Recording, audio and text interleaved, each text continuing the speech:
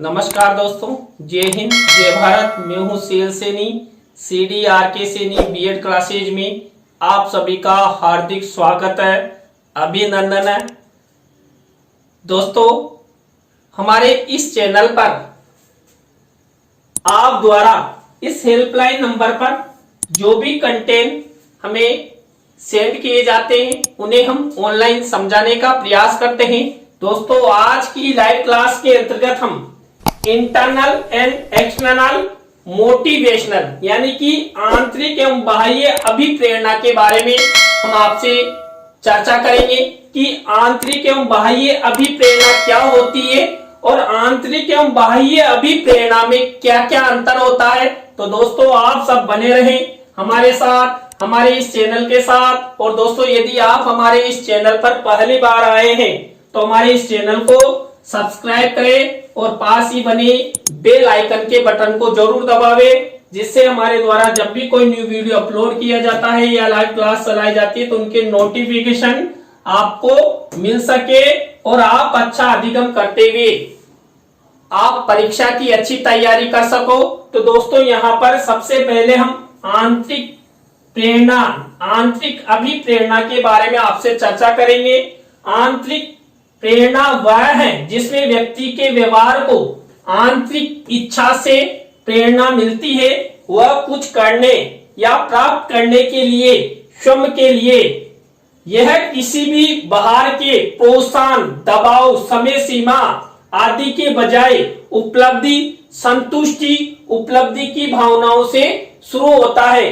दोस्तों, हम अपने जीवन में अपने मन से यानी कि आंतरिक रूप से अभिप्रेरित होकर जो कार्य करते हैं और उस अभिप्रेरणा से हम जो उपलब्धि या अपने मन में जो संतुष्टि प्राप्त करते हैं, उस संतुष्टि की भावना या उपलब्धि के द्वारा हम और कुछ नया करने का प्रयास करते हैं और अपना जो कार्य होता है उस कार्य में निरंतरता बनाए रखते हैं।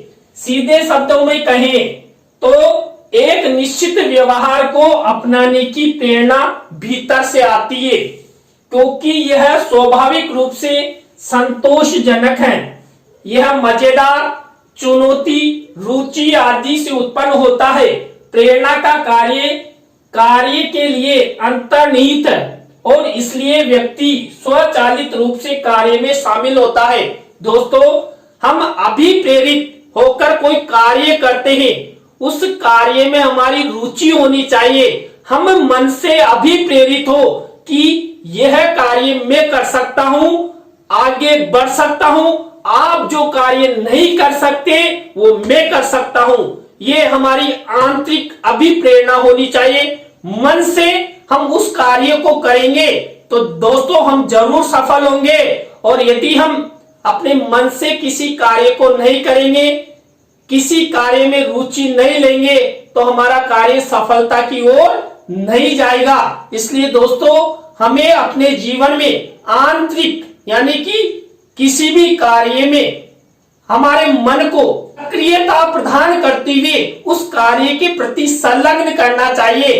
और दोस्तों, यदि हम उस कार्य के प्रति लगातार रुचि रखेंगे, संलग्न रहेंगे, तो जरूर हम सफलता की ओर आगे बढ़ेंगे। दोस्तों, मन से कार्य करने पर हमें कई प्रकार की चुनौतियां मिलेगी, कई प्रकार की बाधाएं आएगी, लेकिन उन बाधाओं, उन चुनौतियों से हमें घबराना नहीं है। लगातार हमें आगे बढ़ना है, क्योंकि हम मन से उस कार्य को कर रहे हैं, आंतरिक रूप से हम अभिप्रेरित हैं। और दोस्तों, आंतरिक रूप से जब हम अभिप्रेरित होते हैं तो हमारा कार्य सफलता की ओर 100% जाता है। इसके अलावा यह आत्मबोध की स्थिति से संबंधित है। दोस्तों, जो आंतरिक अभिप्रेरणा होती है, यह आत्मबोध यानी कि मन से, आत्मा से हम सक्रिय हैं और हमारी आत्मा कहती है, हमारा मन कहता है कि ये कार्य हम सब कर सकते हैं, जो आप नहीं कर सकते वो मैं कर सकता हूं। इसलिए आंतरिक अभिप्रेरणा को सबसे महत्वपूर्ण माना गया है, जिसमें कुछ प्राप्त करने की सामग्री अमूल्य व्यक्ति को फिर से प्रेरित करती है। इसलिए प्रेरणा स्वतः ही उत्पन्न होती है और इसका वित्तीय पुरस्कारों से कोई लेना देना नहीं होता है। दोस्तों, यहाँ पर हम कोई कार्य करते हैं, अभी प्रेरित होते हैं और अभी प्रेरित होकर बिना स्वार्थ के कोई कार्य करते हैं तो कार्य जरूर सफल होता है। पैसों के लिए यदि हम रुचि उत्पन्न करें और कार्य करें तो वो कार्य नहीं माना जाता।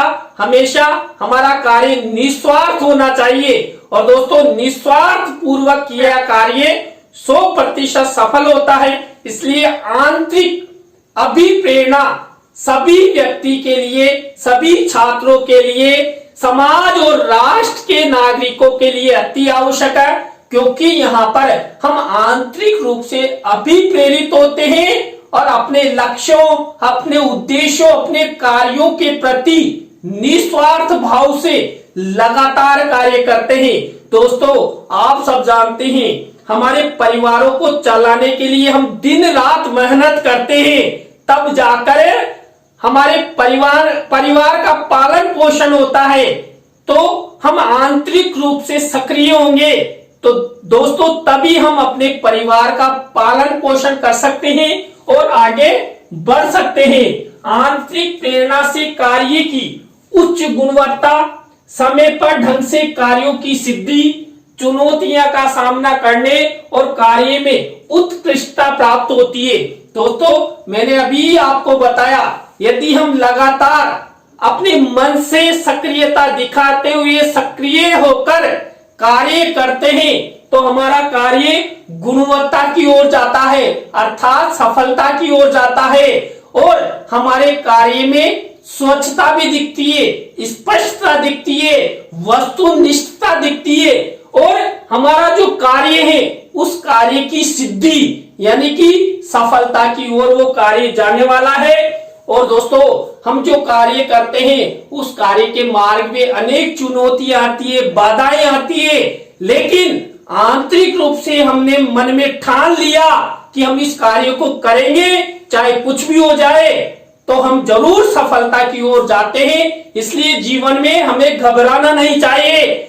हमारे जीवन में जो लक्ष्य है, उद्देश्य है, उनको पूरा करने के मार्ग में कई प्रकार की बाधाएं, कई प्रकार की चुनौतियां आती है, चाहे वो शारीरिक हो, मानसिक हो, बौद्धिक हो, उनसे घबराना नहीं चाहिए और लगातार हमें अपने लक्ष्य के प्रति, हमारे उद्देश्य के प्रति, हमारे कार्य के प्रति, हमारे व्यवसाय के प्रति, हमारी शिक्षा के प्रति हमें लगातार आगे बढ़ता रहना चाहिए और पीछे मुड़कर नहीं देखना चाहिए। हम जीवन में कहां जाना चाहते हैं यह हमारा उद्देश्य होना चाहिए। हम आसमान में जाना चाहते हैं या अंतरिक्ष में जाना चाहते हैं या वैज्ञानिक बनना चाहते हैं या डॉक्टर बनना चाहते हैं या शिक्षक बनना चाहते हैं, यदि हम अपने मन में ठान लें तो जरूर सफल हो सकते हैं। इसलिए हमें अपने कार्य में गुणवत्ता, कार्य की सिद्धि, मार्ग में आने वाली बाधाओं को दूर करना है तो हमें आंतरिक अभिप्रेरणा का सहारा लेना होगा दोस्तों। और आंतरिक प्रेरणा ही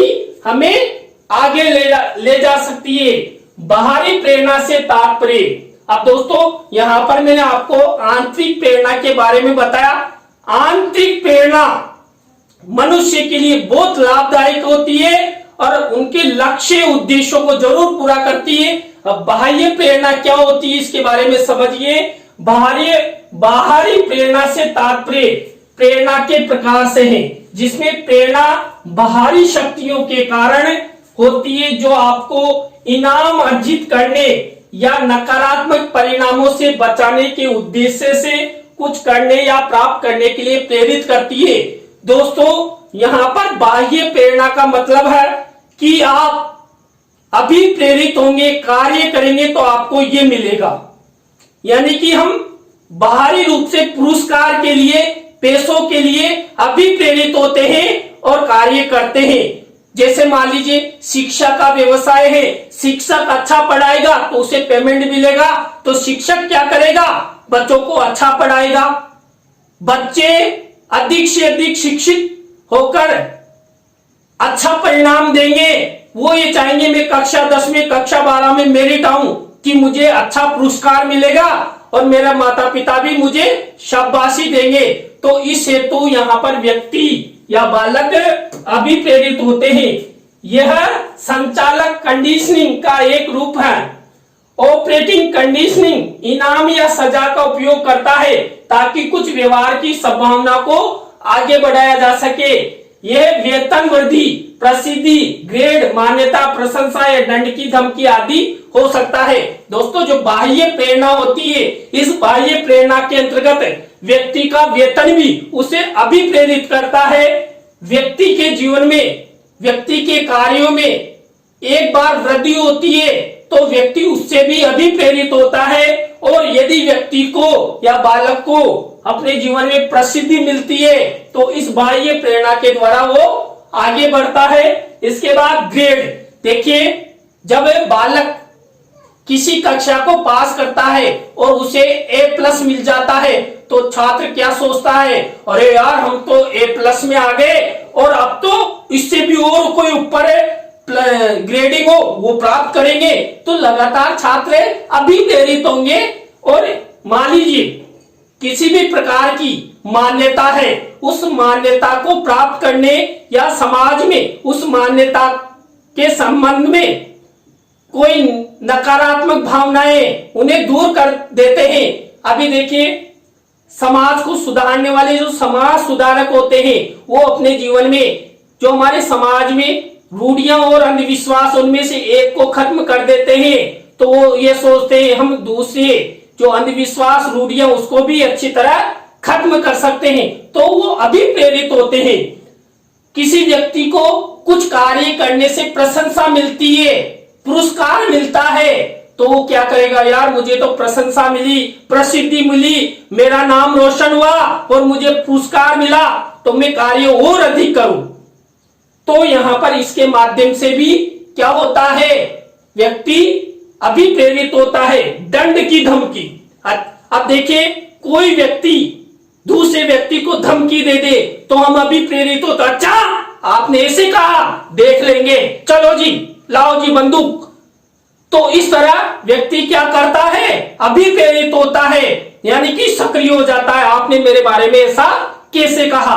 तो यहाँ पर बाह्य प्रेरणा के द्वारा व्यक्ति को अभिप्रेरणा मिलती है। इस प्रकार की प्रेरणा इस तथ्य पर आधारित है कि यदि मानव व्यवहार को किए गए कार्यों के लिए सकारात्मक रूप से पुरस्कृत किया जाता है तो इसे दोहराया जाना चाहिए।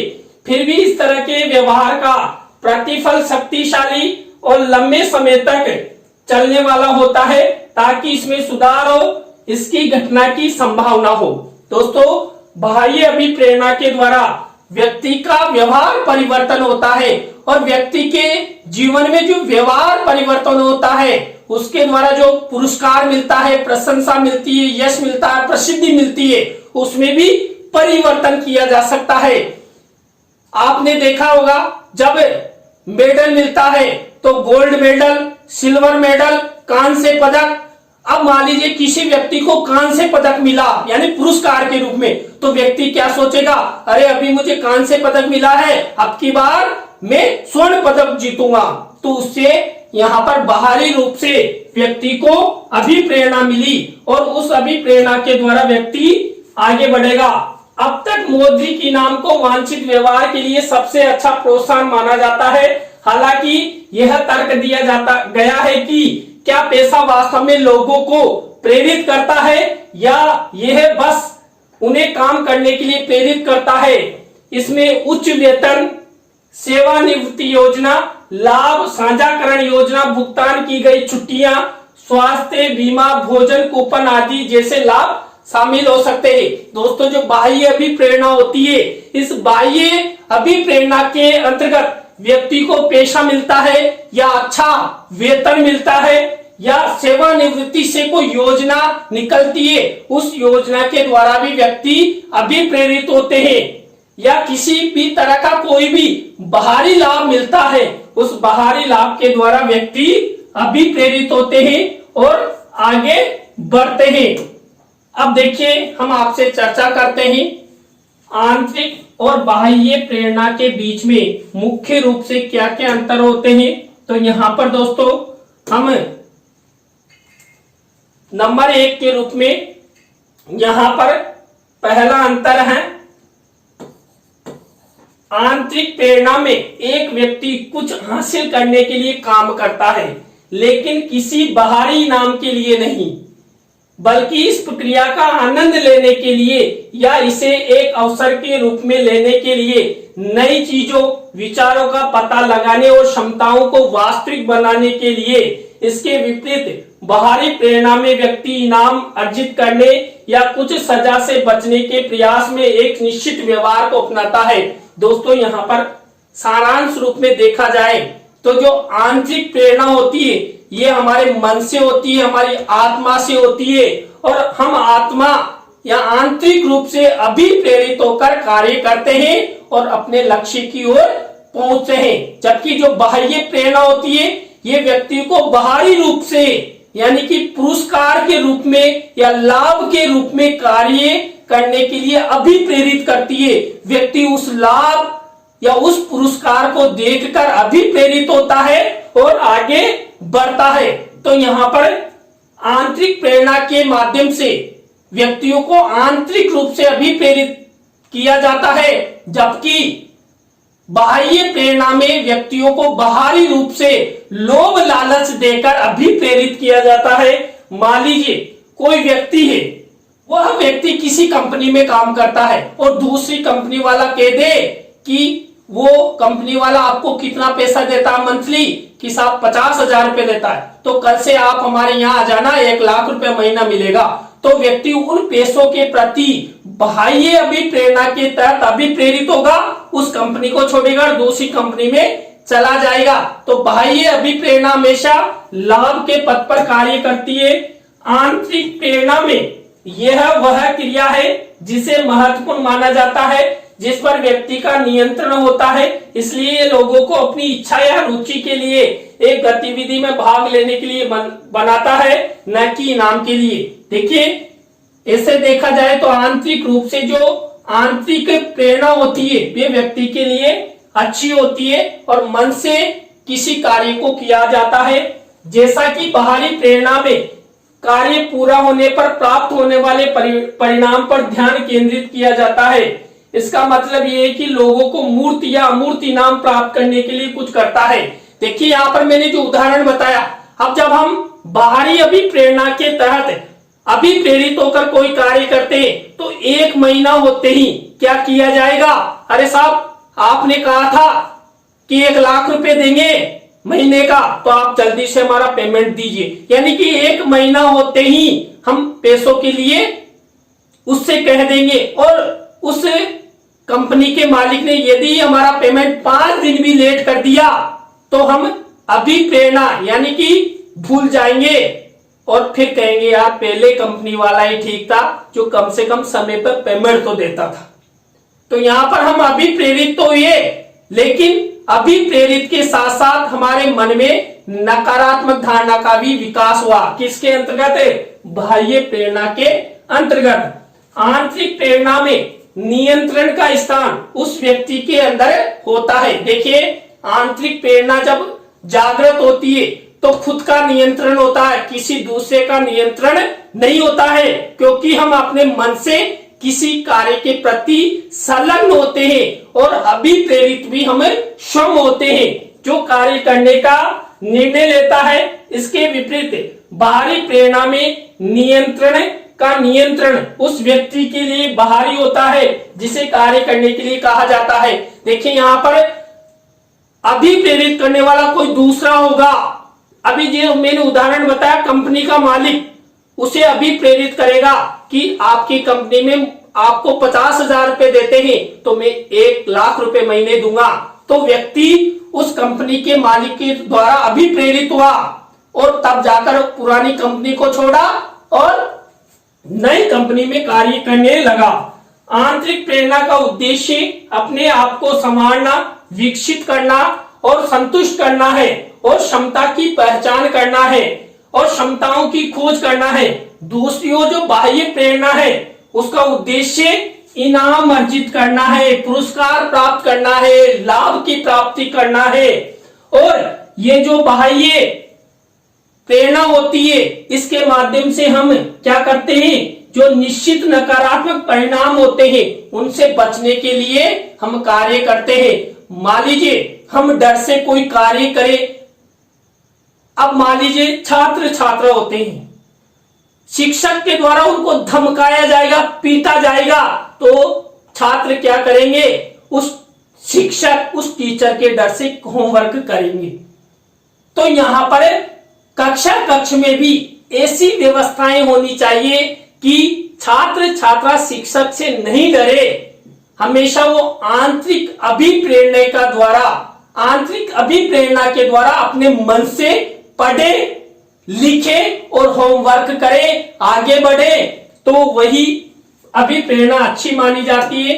यहां पर क्योंकि बाह्य प्रेरणा में किसी व्यक्ति का दबाव नहीं होता है, हम अपने मन से कार्य करते हैं और आगे बढ़ते हैं। आंतरिक प्रेरणा स्वतंत्रता, क्षमता आदि के लिए किसी व्यक्ति की बुनियादी मनोवैज्ञानिक आवश्यकताओं को संतुष्ट करने में सक्षम है। इसके विपरीत बाहरी प्रेरणा किसी व्यक्ति की मूलभूत मनोवैज्ञानिक आवश्यकताओं को पूरा नहीं करती है। हालांकि यह धन, शक्ति, प्रसिद्धि आदि जैसे बाहरी लाभों को गले लगाती है। दोस्तों यहाँ पर जो मनोवैज्ञानिक मूलभूत आवश्यकताएं होती है वो हम आंतरिक प्रेरणा के द्वारा प्राप्त करते हैं, लेकिन बाह्य प्रेरणा में हम क्या करते हैं, धन प्राप्त करते हैं, पुरस्कार प्राप्त करते हैं, लाभ प्राप्त करते हैं, शक्ति अर्जित करते हैं, अपना नाम और यश प्राप्त करते हैं, लेकिन वो सब हम लाभांश के लिए करते हैं। जबकि जो आंतरिक प्रेरणा होती है इसके अंतर्गत हम हमारे जीवन को मुख्य रूप से आगे लाते हुए अपने जीवन को संवारने के लिए अपने मन से संलग्न होते हैं और कार्य करते हैं। आंतरिक प्रेरणा से संबंधित है कि व्यक्ति के मूल्यों के साथ समरेखित कार्य गतिविधि कैसे होती है, जैसा कि बाहरी प्रेरणा से संबंधित है कि गतिविधि किसी व्यक्ति के वर्तमान को कैसे प्रभावित करने वाली है। दोस्तों यहाँ पर बाहरी प्रेरणा इतनी अच्छी नहीं है जितनी आंतरिक अभिप्रेरणा है। आंतरिक अभिप्रेरणा के द्वारा व्यक्ति आगे बढ़ता है, अपने जीवन को कामयाब सफलता की ओर ले जाता है और आगे बढ़ता हुआ क्या करता है, अपने आप को सही सिद्ध करने का प्रयास करता है। आंतरिक प्रेरणा में व्यक्ति कार्य का आनंद लेता है क्योंकि मन से किया जाता है, खुद से किया जाता है और रुचि ली जाती है। और जबकि बाह्य प्रेरणा में तो व्यक्ति लाभांश के लिए कार्य करता है, मजबूरी में कार्य करता है, मजबूरी में अभिप्रेरित होता है। लेकिन बाहरी प्रेरणा में व्यक्ति कार्य को पूरा करने पर प्राप्त पुरस्कारों और पुरस्कारों पर अधिक जोर देता है। देखिए मैंने उदाहरण बताया ना, 1 महीना होते ही व्यक्ति कंपनी के मालिक से पेमेंट मांग लेगा, तो यहाँ पर ये बाह्य भी प्रेरणा है। जबकि आंतरिक प्रेरणा में आनंद आता है क्योंकि हम अपने मन से उस कार्य को करते हैं। आंतरिक प्रेरणा एक व्यक्ति की अपनी इच्छाओं और जरूरतों से प्रेरित होती है। इसके विपरीत बाहरी प्रेरणा अन्य स्रोतों, आमतौर पर किसी अन्य व्यक्ति द्वारा संचालित होती है। दोस्तों यहाँ पर जो आंतरिक प्रेरणा होती है ये अपने मन से स्वचालित होती है, स्वरुचि के अनुसार होती है। जबकि जो बाह्य अभिप्रेरणा है ये दूसरे व्यक्ति के द्वारा संचालित होती है और अन्य व्यक्ति के बस में व्यक्ति अभिप्रेरित रहता है और कार्य में संलग्न रहता है। तो कुल मिलाकर यहाँ पर आंतरिक और बाह्य अभिप्रेरणाएं हैं, उनमें सबसे अच्छी मानी जाती है आंतरिक प्रेरणा, जिसके अंतर्गत व्यक्ति अपने मन से, अपनी आत्मा से सक्रिय होकर संलग्न रहता है और अपने लक्ष्य, अपने उद्देश्यों की ओर आगे बढ़ता है। तो दोस्तों आज की लाइव क्लास के अंतर्गत हमने आंतरिक और बाह्य अभिप्रेरणा का परिचय, उसकी परिभाषा और आंतरिक और बाह्य अभिप्रेरणा में क्या क्या अंतर है इसके बारे में आपसे चर्चा की। आज की लाइव क्लास आपको कैसी लगी कमेंट्स में हमें जरूर बताएं। अच्छी लगी हो तो लाइक करें, कमेंट्स करें और अपने फ्रेंडों को जरूर शेयर करें। और दोस्तों आप सब इसी तरह हमारे चैनल का सपोर्ट बनाए रखें। और दोस्तों आप भी चाहते हैं कि सैनी सर द्वारा हमारे टॉपिकों को ऑनलाइन समझाने का प्रयास किया जाए, तो दोस्तों आप हमारे इस हेल्पलाइन नंबर पर हमसे जरूर कांटेक्ट किया करो। हम आपसे बातचीत करेंगे और आपके कंटेंटों को ऑनलाइन समझाने का प्रयास करेंगे। तो दोस्तों आज की लाइव क्लास में बस इतना ही। न्यू लाइव क्लास के साथ हम आपसे फिर मिलेंगे CDRK सैनी B.Ed क्लासेज में। जय हिंद, जय भारत, राम राम।